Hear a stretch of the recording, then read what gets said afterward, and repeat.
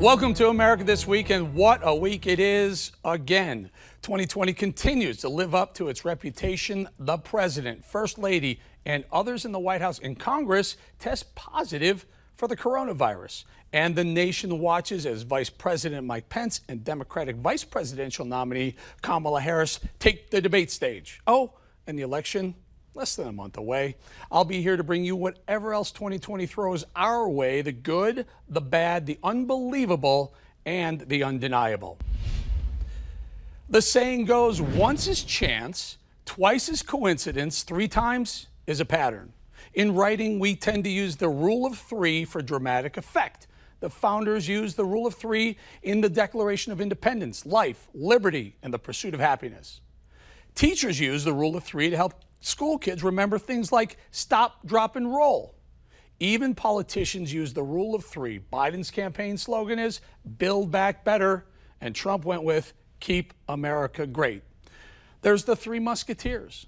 Moe, Larry, and Curly were the Three Stooges. Personally, I'm Team Curly, not Team Shemp.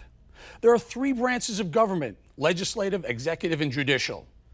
Christians believe the Holy Trinity is comprised of the Father, the Son, and the Holy Spirit. There are threes all over the place. Again, once is chance, twice is coincidence, three times is a pattern. So what would you call five times? Scientists have a term for something that happens over and over and over again. It's called a super pattern.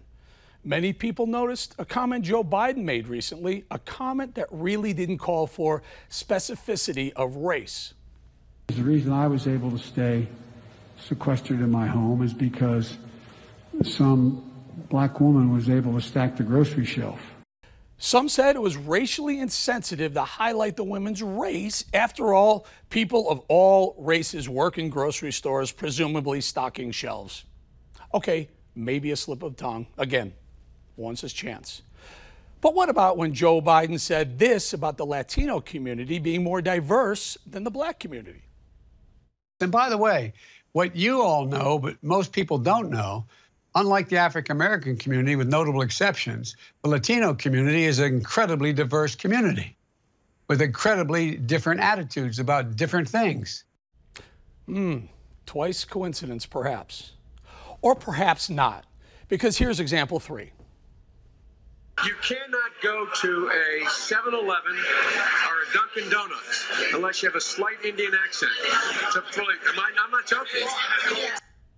Example four. Poor kids are just as bright and just as talented as white kids. Example five, and possibly the worst example of racial insensitivity. But I tell you, if you have a problem figuring out whether you're for me or Trump, and you ain't black.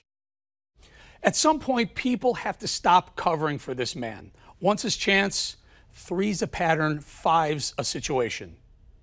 No, not that situation, a situation. Hey, Joe, I just thought of another three in popular culture. From baseball, a game I used to know pretty well. 3 strikes, you're out. But 5, even liberal umpires can't give 5 strikes a pass. I'm going to have to ring you up. You're out.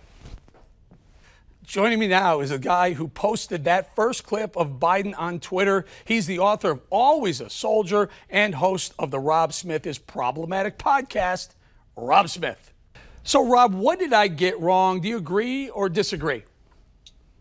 Look, I think you got it exactly right. So here's the thing. I don't think that it would be disingenuous to say that Joe Biden is some frothing at the mouth racist.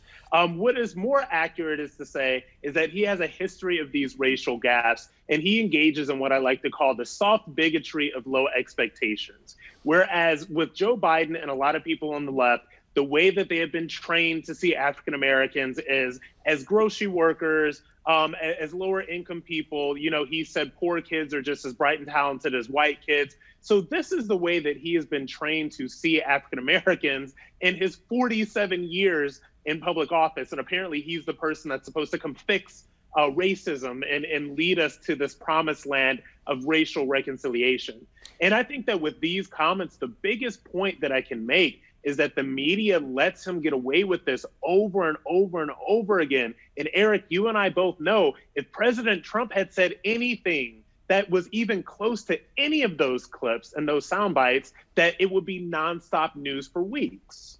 So, you know, and I went back and I actually had to edit some because there were so many, honestly. And at one point, and I played the soundbite of him talking about you can't go into a convenience store without speaking or running into someone or speaking with an Indian dialect. I mean, is it just he's an old guy? Is it just he's an old curmudgeon-y guy and we can write it off that way? Or is there something more deep-seated going on?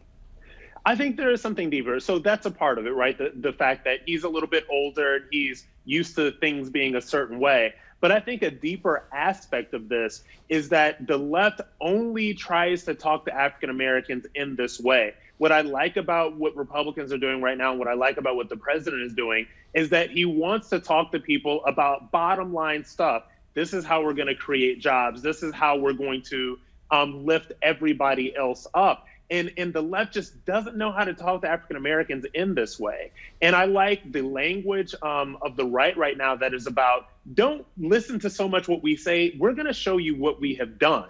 And this is the way that President Trump has reached out to the African American community. And I think that that's why he's making so many inroads there, particularly among African American men. About 30 seconds left, Rob. A lot of people are pointing to President Trump and his Charlottesville comment. Do you think President Trump has any racial insensitivity in him? I don't. I've interacted with the president multiple times. I don't get that from him at all. And the last thing that I want to say is that the Charlottesville comment is a lie. I am tired of the media running away with that lie because it has been debunked so many times, the Very Fine People smear. So anybody that is watching, do your research. The Very Fine People smear is a lie, and we need to stop spreading it out. All right, Rob Smith, we're going to say thank you very much. Don't forget the podcast is Rob Smith is Problematic. Rob, we'll talk to you again soon, my friend. All right, thanks a lot.